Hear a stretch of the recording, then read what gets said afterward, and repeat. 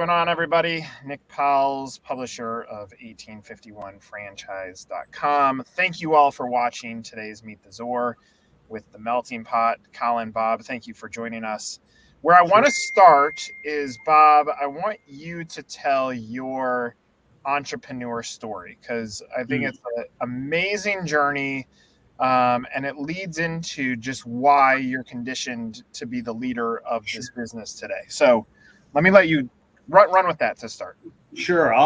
It's a long story. This is the only job I've ever had, and I started when I was 14 years old. But I think an important part of the story is to say that I was given this opportunity by my two older brothers. They were one of the very first franchisees of the Melting Pot back when there were just a handful of them.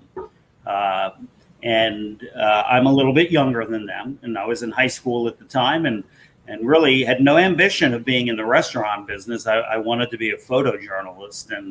And when I got out of the kitchen and started working with guests and doing hospitality, I quickly learned that I had an affinity for it, a passion for it, and decided to put the camera down and make this my life's work. I dropped out of junior college, married the girl that sat behind me in psych class, and we moved to Tampa to join my brothers and buy the concept from the two gentlemen that started it back when there were only 5 restaurants, and the rest, as they say, is kind of history. A few things that I want to break down from that. What I hear there are a lot of things that connect well with the franchise buyer. The first thing is family. That you did this with your family, and in the beginning stages with your brothers, and then as life has gone on with your wife, because she's been a part of this journey, and then your children have been a part of this journey. Talk about the intersection of family with the business and how building legacy for them has been an important part of your journey as well. Sure. Well, in full disclosure, both of my kids did work in our restaurants, both in Melting Pot and other brands that we have given birth to and have grown. Hospitality was not their thing, and ultimately they decided to choose a different path. They have very interesting lives and careers, and I'm super proud of them. But I think there's something there that is worth talking about. You know, Colin, who is on this webinar, is in charge of speaking to interested parties who are considering whether or not a Melting Pot business opportunity is right for them. And his job is to work with those individuals through a process of discovery. It's not salesy. You know, we just want them to have enough information about this business opportunity and what the day in the life is like for a Melting Pot franchisee, a restaurant operator, so that they can make an informed decision about whether or not this is right for them. Obviously, at the same time, we're thinking the same thing. We're asking the same questions about our franchise candidates. This is not a business for everyone, and we're not afraid to tell someone that, you know, we don't think that you're right for this. We take our job very seriously. You know, we're helping people realize their dream of business ownership in many cases, and if it's not right for them, they won't thrive and they won't be happy. And we don't want to see that happen. So that process of discovery is very important to us, and it's structured in a way that is very informative and very fun. It's enjoyable, and you'll meet some amazing people through that journey here at our restaurant support center in Tampa. And even if we get to the end of it and it's decided by either of us that this is not the way forward, I promise that there's a lot to learn by going through that process that will benefit you in other ways. Colin, you know Bob's personal story quite well. How much does his story bridge with what the candidates' stories are? When you start learning who they are and who your franchisees are, and you start learning about their families and their values and their dreams and building legacy, you find a lot of similarities in what you see in your CEO as you do in the candidates who are coming in. Oh, yeah. And we just talked to somebody recently, as of this week, who her husband started in the dish pit just the way our friend Bob did. So when you have someone who's willing to grow the business from the very bottom and be at the position he's at now, that's the American dream. That's ownership. That's being somebody in the community that represents us as a brand and does a great job being a part of it. So I can definitely see the same values that our candidates are expressing that they're interested in are a lot of things that Bob possesses. Colin, what surprises you most in the sales process with candidates? What have they not understood about the business opportunity that surprises you when you're talking to them about the melting pot? I would say a lot of things that surprise me are issues when they deal with what we're looking for in candidates. I think sometimes people automatically go, well, I don't know if I'm qualified to own a melting pot franchise. I've never been in the hospitality or service industry. And we kind of say, look, I got a lot of franchisees in this community that could say that. And that was exactly their story when they came to us. So when we talk to people, the simplicity of melting pot is actually very interesting for them because they say, well, I love the brand, I love the vision, I love everything happening, but you're telling me I could be that person? I say, yeah, we have plenty of stories to back that up. Yeah, love that. I wanna share my own personal journey with the melting pot, and then Bob, I want you to address just comments based on what I say.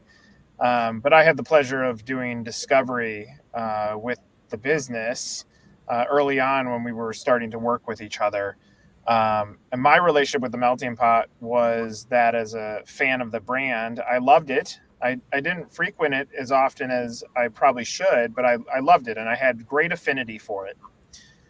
I knew that there was a business opportunity there, but I didn't process it until I actually got to your corporate headquarters. Mm. And even pulling up to the building, I had no idea what to expect. And it's very dark on the outside, and then the doors open up, and it's like it's a light. And it's not just the experience I had when I walked into this lobby that was full of culture and energy, that was vibrant, that showed what this brand was. It was then you walked me around your office space, and I'll say like things that are stuck in my brain. I see people are constantly looking and working on innovation.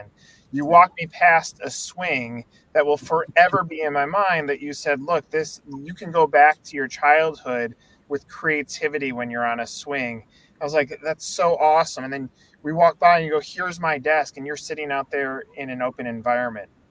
I think a lot of franchisors don't get a chance to tell this story. And I will show in a minute where you can find this on the website because I think it's deeply important. But I feel like the world just doesn't understand the infrastructure, the heart behind this brand. Similar to a human being, we can't see our hearts. They're hidden inside our body, but it's a huge part of our operating system. Talk about, like, when I say that, what do you want the candidate to understand about this? And how do we give them a viewpoint into this amazing thing that's actually operating behind the scenes?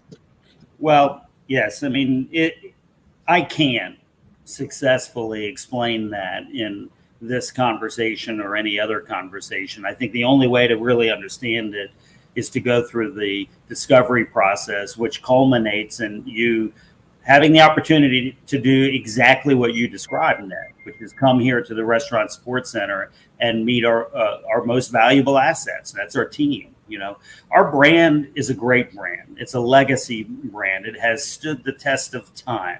The business model is a very good business model. The unit economics are excellent.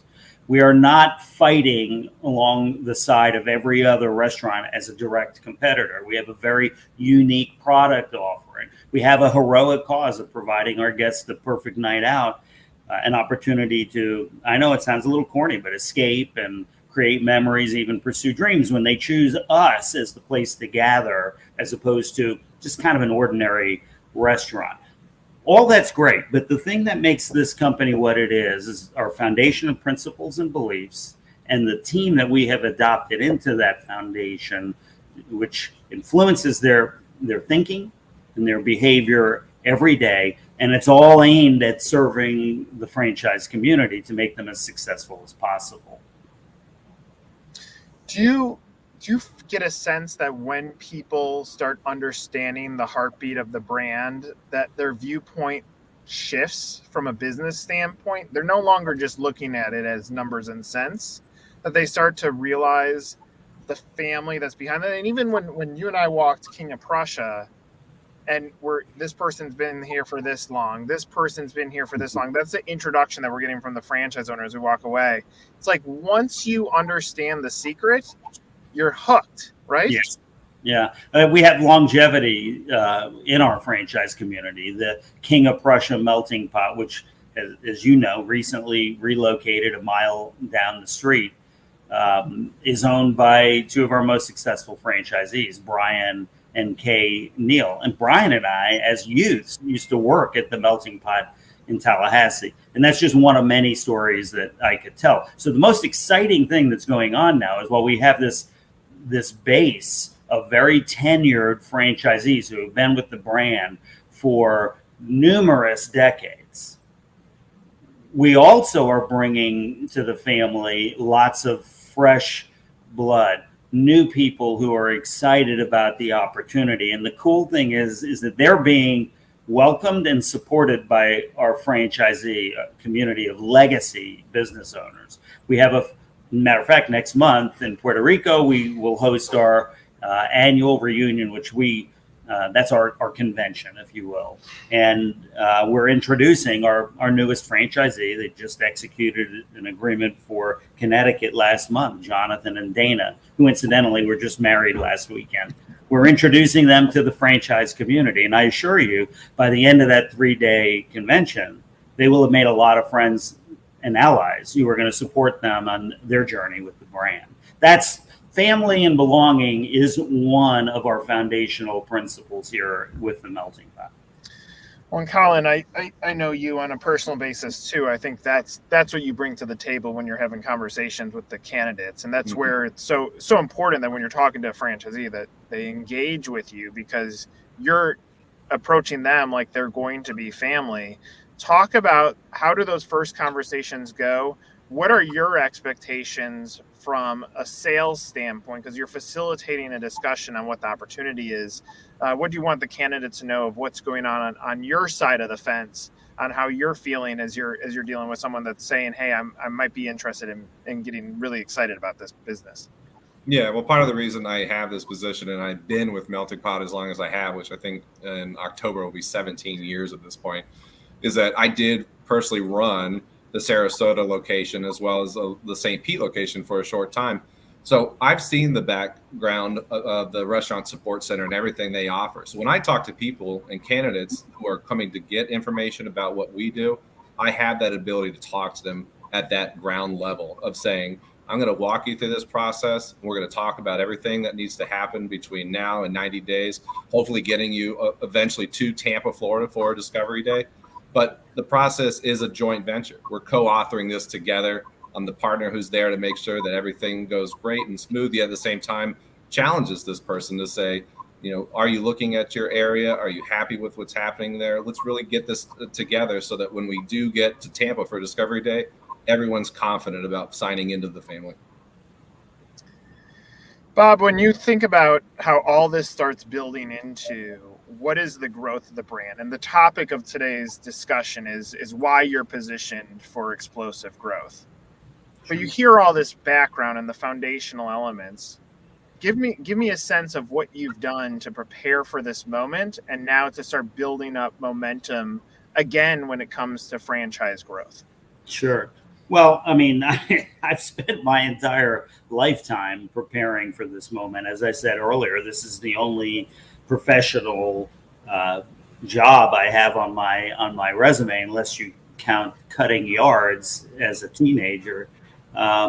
So everything that we have done here, my brothers, our team is focused on elevating the performance of our franchisees to strengthen the brand. We win when they win. However, to explain why this is the moment right now, we have been tremendously blessed and successful coming out of, I don't really want to talk about COVID, but it happened, right? From 2020 forward, we have been extremely fortunate, and there's a reason for that.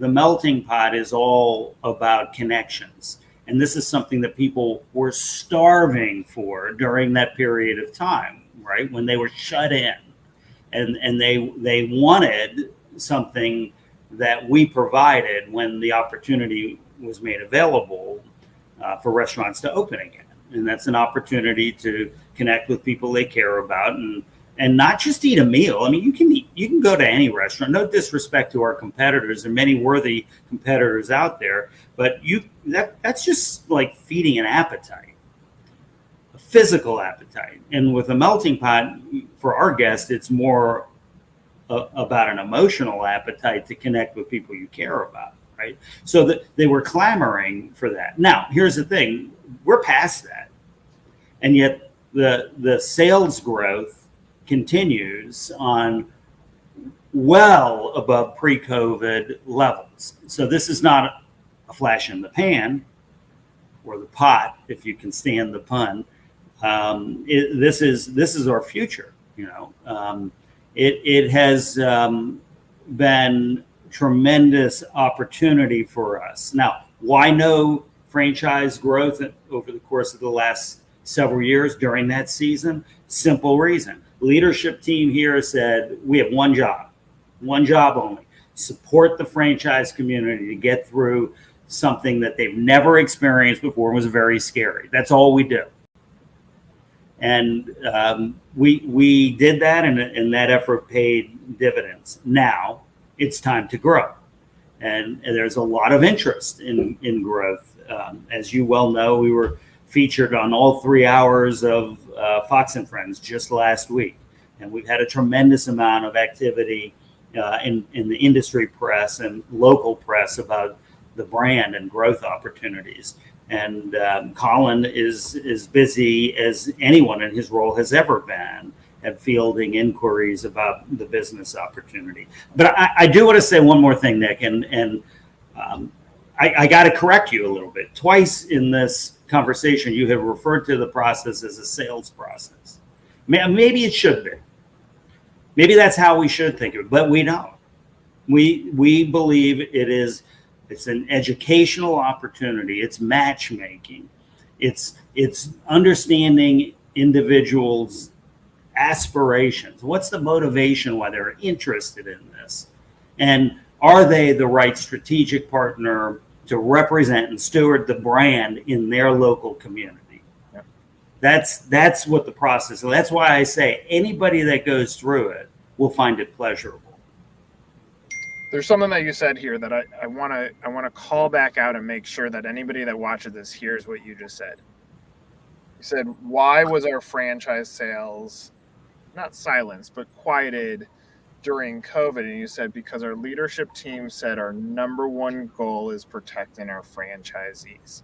Yeah. Majority of brands don't say that. Majority of brands say, yeah, we'll take care of our franchisees, but where are our sales? How do we grow? I think that's important because I've said this to you many times, and I mean this very passionately and compassionately. What I haven't understood is how the outside world doesn't see this, the business opportunity the way that I see it, and obviously the way that you see it. And part of it is like things like that can't come across in a picture of cheese fondue. It just doesn't. The relationship is missing from this. But what I found, and I can see this in the way that you lead your organization, relationship is at the front end. So yeah, I do agree with you. Sales, it's not a sales process. It's almost like when your daughter brings home a guy for validation to dad. Like it's more like that. It's like the family dinner where it's like, do we feel this person is going to give our franchise the best that they have, will be a culture add to our existing franchise owners, and will really buy into what we're trying to build. Because I do think that's there, but it's hard on a website, on a menu, on a cheese fondue to say that. But I'll say, like, even watching the reaction of human beings around your set on Fox and Friends last week, you can see the relationship even bubbling up with people that may have not been as familiar with the melting pot there. And you can see that in real time. It's almost like an exposure thing that you need. You need more exposure to what this opportunity is. I think you're right. We are a lot better at being a franchisor and a restaurant operator than we are at franchise development. I mean, that is not our superpower. And obviously, with the addition of Colin to the team, with his background in operations and our focus on growth now, we're going to get better at that. And more people will know about the opportunity and we will grow. I'm very confident of that because we have a good thing going here. And I guess that's why now reason too, right? Why now is because there are not an unlimited number of opportunities. So if someone has interest, now is the time to go through the process before that opportunity doesn't exist anymore. Colin, when you're having these conversations with candidates, they've now come into the system, they've filled out the form on the website, you're having call one with them. What maybe surprises you about that first conversation when they start talking about Melting Pot as it relates to a business opportunity? Well, one, a lot of times people don't think that we're a franchise, which I'm happy to see that they are seeing that. We do such a good job blending into the communities that we're in. A lot of people just picture it as their melting pot, but we are a fantastically backed franchise opportunity that's got 94 locations across the United States. But I think a lot of times what people are surprised by, and I'm surprised with them, is that the process is for me to help them become the best candidate that they can be. I want to be able to help them and assist them. So when I am putting their application forward, I looked over to make sure that it looks the best. When we go into the city and I personally travel to that area, we have a lot of data at our hands. And I can use the tools that we have to look up all the information and estimations that we can to really back up a decision to move into a certain area. But when we get to that area, we want to make sure it's great. And I think the process is surprising to people that we take those kind of personal touches to come up, meet with the Chamber of Commerce personally with them, and ultimately, work hand in hand to really get to the end goal, which is franchise ownership. Bob, I keep going back to the word legacy. Do you get to pause and pinch yourself on how this journey has gone? Like, do you ever get to have that moment to reflect backwards and say, this has been a pretty cool ride? Well, sure. I mean, we do feel very blessed. We're fortunate to have been a part of the Melting Pot brand. It's very special and different than virtually any other restaurant concept. So, yeah, I do think about that. I am grateful for the opportunity, and I'll confess this, having started at a young age, right? For many, many years as we were starting the business, and we had a lot to learn, made a lot of mistakes. So many people were quick to point out how young I was. Oh my gosh, you're so young to be in this business. And then one day that just stopped. Nobody ever said that again. I guess that's the day I became old, I suppose. And now, I look back at the tenure and the length of experience with the brand with a great sense of fondness for all of the memories and appreciation. But here's a really cool thing. I rush to work every day. I'm excited about what we're doing here. My corny as it may seem, my title is not Chief Executive Officer, it's Chief Excitement Officer, because that's what I do here. I get people excited about the vision for the brand, whether it's one of our team members at Restaurant Support Center, a brand new franchisee like Dana and Jonathan, or a legacy franchisee like Brian Neal, who we talked about earlier. My job is to continue to stoke the flames of enthusiasm and excitement for the brand, and that's fun. Another thing that I think is important to call out is your franchisees, I have found, know the best kept secret in the business. And when you start looking at how many of them have expanded their portfolios beyond their original restaurant, it's quite impressive. Bob, can you talk about that? Like, when franchisees have gotten in, they've really bought in, and they know the secret. They're like, let me take it before new blood gets in here. But talk about that secret a little bit. Let that out of the bag a little bit. Yeah, well, we have a number of many franchisees who own a single unit. But I saw earlier you put up on screen a story that was on your website about the Chapmans.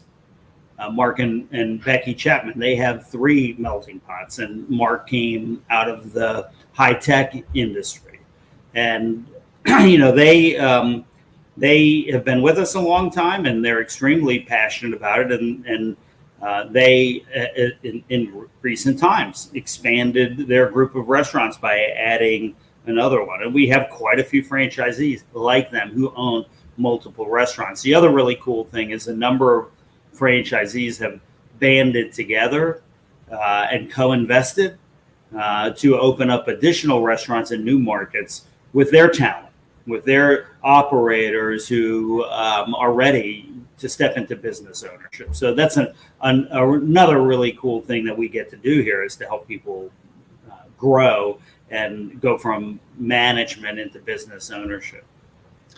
Colin, when I'm looking at explosive growth, another thing that I think the brand is starting to take better credit for is the remodel. A remodel shows innovation, adjustment, and adaptation into a new marketplace. And the business is doing this, and franchisees are buying into this and making enhancements to their existing locations. Talk about how the remodels have been going and what's happening as a result of upgrading Melting Pot into a 2023 world.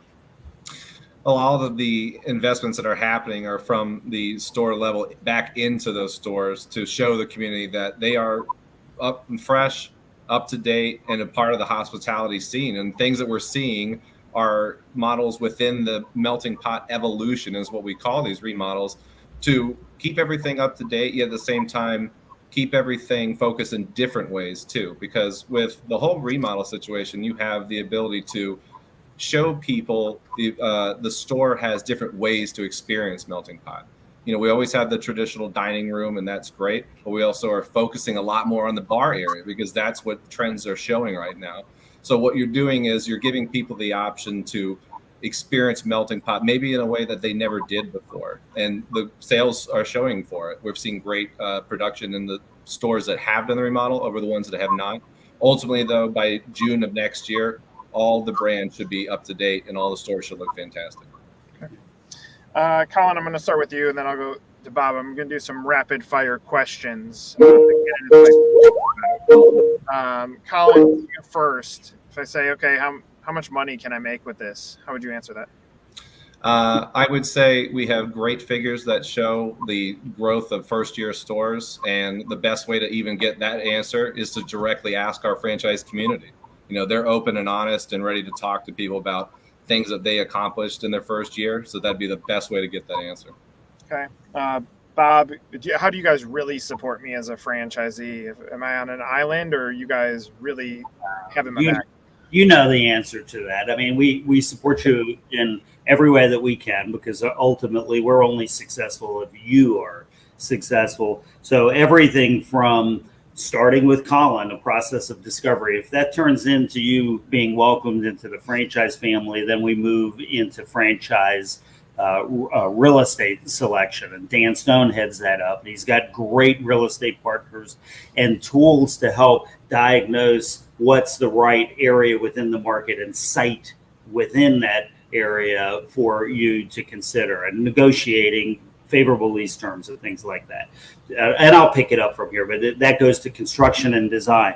Deborah Ramos is responsible for these really sexy, cool, interesting, energetic interiors that are part of the Melting Pot Evolution remodel program that you and Colin just talked about. Then to training, you know, we support our franchisees and helping them and their management and leadership team get ready for opening day. We support at opening day, and then ongoing beyond that through a team of field business consultants who are living out in the communities where we operate and supporting franchisees in every facet of their business.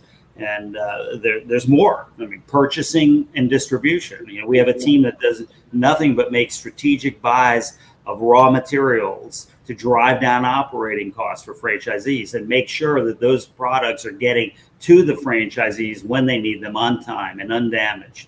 There's a whole team that does just that. Marketing, another example. Anna Malmquist, our chief marketing officer, and her team, Justin, Carmen, the rest of the group, local marketing consultants are all focused at helping franchisees execute local marketing, as well as at a kind of a higher level with digital marketing campaigns that they help execute on behalf of the franchisee. So the franchisee can focus on making money in their store and serving their community of customers. Love that your answer is longer and more complex. That, I mean, it just shows there's a lot in the process of supporting the franchisees. I think that's an important thing to note. Colin, can I convert my existing building into a melting pot? Yeah, and that's one of the great selling powers of this brand, is the sense that we have such a beautiful flexibility with how we can take on space. It doesn't matter if it's a standalone, if it's an end cap, in a strip, whatever it is. Melting Pot has the ability to take a building that's already existing and convert it into the brand's what we do perfect, which is provide the perfect night out every time. Yeah. Bob, to someone that's out there, they're a ghost. They've now watched this video. They're paying attention. They're starting to learn more about the Melting Pot. What is the 1, 2, or 3 things you want that candidate to know of why they should reach out now? Why they should reach out to us now? Yeah, I guess the number one thing I would say is because the opportunities will not last forever. So if there's sincere interest, this is the right time to explore that interest. Secondly, why us? The brand, enjoys tremendous affinity with our consumers. They are engaged with the brand at an extremely high level. Brand officers would kill to have the level of engagement that we have with our consumers. And then lastly, I would say the team here, the restaurant support center, and I'll add to that the community of franchisees who want to see their fellow franchisees succeed. That's the why us and the why now. Colin, any bullet points you want to add to that? No, I'm available to talk. I really enjoyed over the last couple of days here communicating with a lot of people that came from that Fox and Friends shoot that we did, which was spectacular. So if you're out there, hello, it's lovely to see you. But ready to talk, ready to show you the pathway to ownership within this great brand. Colin, I want you to talk to the audience real quick about the ultimate end goal that you want. And, I just showed on the screen, Bob, giving the tour of the headquarters, but what is the ultimate goal to Canada? You want to get them to Tampa? Yeah. We have obviously a beautiful facility that Bob's actually in right now. You can see a little bit behind him. 65 plus employees that are supporting 94 locations. And really, when you come and see this operation at a face-to-face value, you've already had a lot of confidence built over the process of working with me through discovery. But really, when you get to come to Tampa, you meet Bob face-to-face, you meet our leadership team, our different departments that are going to support you over the lifetime of your ownership within this brand. You will see exactly why this has been a popular brand for 48 years, no doubt. Love it. Colin, Bob, thanks for this conversation. For everybody that's been watching live, obviously you can go to the website, apply for more information, fill out that form. You can find both Colin and Bob on LinkedIn.